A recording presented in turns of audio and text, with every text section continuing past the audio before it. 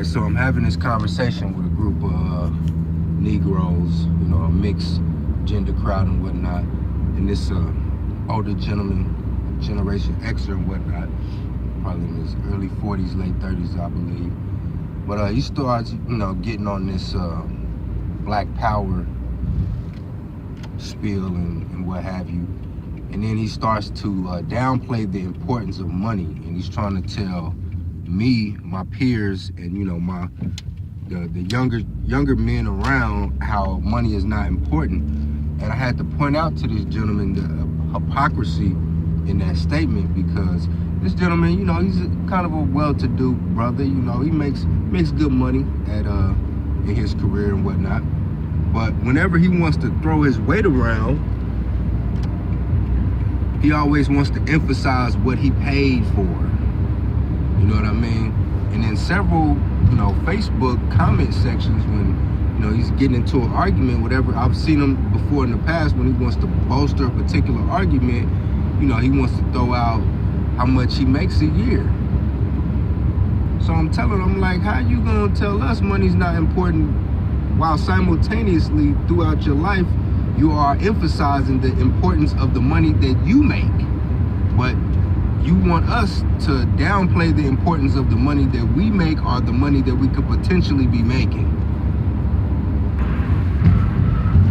And I had to let him know, I said, man, you talking about Black Power, you're not talking about Black empowerment. Like, there's a difference between, you know, the bliggity black cause I'm blacker than black cause I'm black. There is a difference between that Black Power and actual Black empowerment. I had to explain to him. I said, Black empowerment is incumbent upon two factors: the restoration of the nuclear family and the generation of wealth.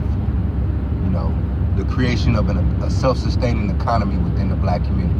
You have those two things intact. If your family structure is intact and your money's right, you got empowerment. You know, white folks will come out tomorrow and say, okay, darkies, we admit it. You know, all the Egyptians were black, the ancient Phoenicians were black. You know, the Aboriginals of the Americas, they were black. They're black.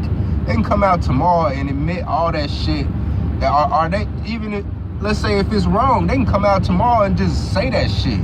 It still don't matter. We're still at the bottom. You know, so if whatever you're talking about, if those aren't the two pillars that, you know, your point of views are standing on, it's bullshit. If it's not standing on family restoration and economics, you're just talking fluff. You know, that's candy, man. I need meat, bruh. And then, you know, this particular gentleman was like, you know, I told him that the way our family structure or lack thereof are set up, it's not doing us any good. You know, you can't have a community full of children being raised by a single parent, whether it's a single mother or a single father. You know, parenting is difficult, especially if you're doing it by yourself. If you just there at the house, it's just you and your child, and you gotta do everything yourself. You can't just hand your baby to your spouse, you know, and they entertain the baby until you go make the bottle or until you know, run the bath water and whatnot. No, you gotta hold this baby in your arms, hold them on your hip until with one arm, and with the other arm prepare whatever provisions. It's difficult. Being a single parent is difficult. It's difficult for men and women. You know, just because it can be done doesn't mean that you should do it. You know, you can aimlessly walk blindfolded in your most busiest expressway during rush hour traffic. Yeah, you can do that. Doesn't mean you should. Doesn't make it a good idea. Hell, you can jump out of an airplane 30,000 feet in the air with no parachute. Yeah, you can do that. Doesn't mean you should do it. Doesn't make it a good idea. And what he said next, you know, as soon as he said it, it kind of hit me. Something that SWP has been saying over the years about how black folks like to make the exception the rule.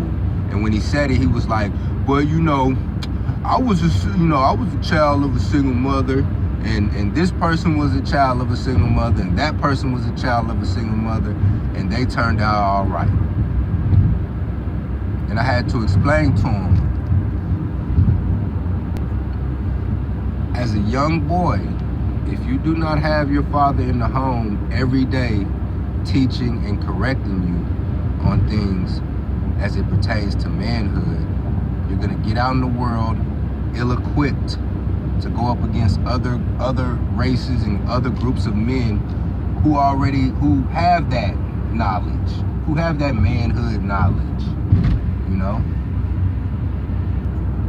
And whether you want to admit it or not, you know, not having both parents in the home, especially as it pertains to a young boy growing up, will stifle your development in one capacity or the other. And I had to tell this gentleman, I said, man, you didn't get on until you was early to mid-30s. Like, I knew you back when you was in your late teens, early to mid-20s. You were a fucking degenerate, just aimlessly walking about, making this shit up as you go along. You didn't come to your moment of enlightenment. You didn't come to your moment of manhood enlightenment until very later on in life. And I said, now look around at your white peers. They had that shit on their hard drive. 15, 16 years old, they knew what the score was. They knew what it was. They already knew the play. You know, they already got a whole playbook, spiral fucking spine to the book, laminated pages and shit. You at the last minute in the fucking 10th hour took a stick and just drew up a play in the dirt. Now you yourself might have had the fortitude to pick yourself up, dust yourself off, and do what you had to do. Or to, you know, you might have had the courage and the fortitude to pull it out the fire before it was too late. But the vast majority of young men out here do not. They don't. You know, life is like, as the Jizza from the Wu-Tang Clan once said, he said, I feel like I'm trapped in a deadly video game with just one man. You know, life is like a deadly video game. You know what I mean? And black folks only have one man. We're like the small Mario. We get hit, hey, we only got one man, we're done. Other groups of people, they got, you know, 50 to 100 men. You know, the white folks then did the little cheat thing with the turtle shell up against the step pyramid, where you just bounce it off you know, several times until you get 100 men. You know what I mean? Like, they walking around with like 100 men while they're playing this video game. We only got one. So they, you know, they got 100 men and mushroomed up and shit. You know what I mean? We walking around in the small version of Mario with one man trying to do this shit. You know? And it's also like life is kind of like walking on a tightrope, you know, high up in the air, and down on the floor, you know, is the unforgiving concrete, right? Well, under the structure in which, you know, black folks exist right now, we have no safety net. If we're tightroping, if we're walking on this tightrope and we fall off, we're done. We're done. Other groups of people, they got a safety net.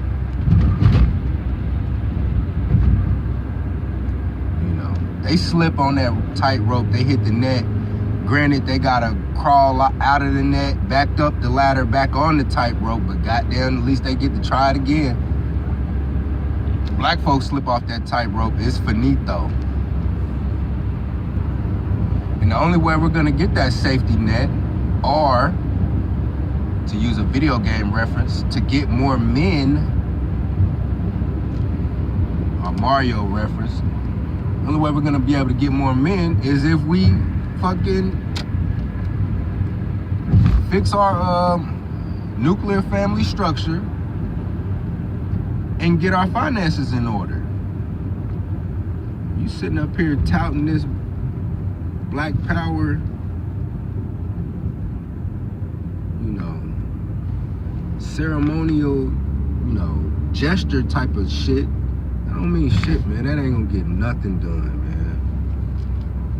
man. So he asked me, well, you know, how do we fix the nuclear family structure? Well, we're gonna have to foster a sense of codependence amongst the genders. You know, the man needs the woman and the woman needs the man. If they both need each other, they're not gonna be so quick to say, well, fuck you, I'm out. You know? And one way that could be done, if you know, President Trump cuts back on some of these public assistance and these state assistance programs, which will kind of twist the arm of women and make them say, hey, you know, we don't have the state to be our surrogate husband anymore. We kind of need to deal with these brothers. Because I told him, I said, man, this is the 11th hour. We're so close to the brink of destruction that it's not even funny. I said, what you see right now going on in the country is you see the dominant white society reinforcing the status quo. You know, just a few weeks back, I believe, somewhere in the Midwest, I believe, this white man ran up on a couple of Indian gentlemen, screamed out to him, get out of my country, pulled out the blammy, and laid his murder game down. You know, and now when you walk in gas stations now, and, you know, these Indians and whatnot, they not too funky with you anymore. You know, they kind of want to ingratiate. They a little bit, you know, they flashing you a little bit more smiles now. You know, they're like, help us, black men. I'm like, hey, this is just the dominant society reinforcing the status quo. You know, they doing it with the Latinos. They doing it with the Indians, and the Arabs and whatnot. They about to do it with the Asians before long, you know. And Trump out here cutting government jobs, and the majority of government employees are black. So basically, what he's doing is he's cutting a bunch of black government employees. And they about to circle the wagon and close ranks on the private sector. Cut down government jobs, all you got is the private sector. They about to clean house in the private sector, close ranks, you know, and make sure that they get their peoples in the private sector jobs first. Black folks, if y'all don't start acting on those two things of nuclear family restoration and making a focus on economics, you can hang it up. You can hang it up. Shit, it's gonna be death by 1,000 paper cuts. But to be honest, the gender divide within the black community, I don't see this shit stopping anytime soon. And it's gonna get a lot worse before it gets better, in my personal opinion. It's gonna get bloody before it gets better. I don't wanna see that. I wish we wouldn't I wish we wouldn't take the fool's route. I wish we could be a little wiser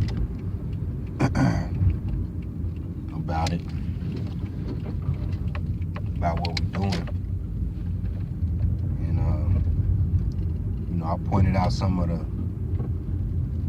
folly that black men do, and then I pointed out some of the folly that black women do, and instantly in the group conversation, the black women went to, well, white women do it too. I said I said for one, we're not talking about white women. We're talking about your black ass. And since you want to say white women do it too, since you want to use white women as the barometer for your conduct and your behavior, that's a sword that cuts both ways as well. You see, because us as black men, when we point out the things that they do that y'all don't do, oh, then y'all want to holler, oh, them white women just weak. They weak. But when you want to defend your degenerate behavior and your folly, you say, well, they do it too. Well, once again, it's a lot of good shit that they do for their men that y'all don't do for y'all men. So, I mean, that's a two-way street. That's a double-edged sword. I don't know. That's just my thoughts on an interesting conversation. Let me know what y'all think.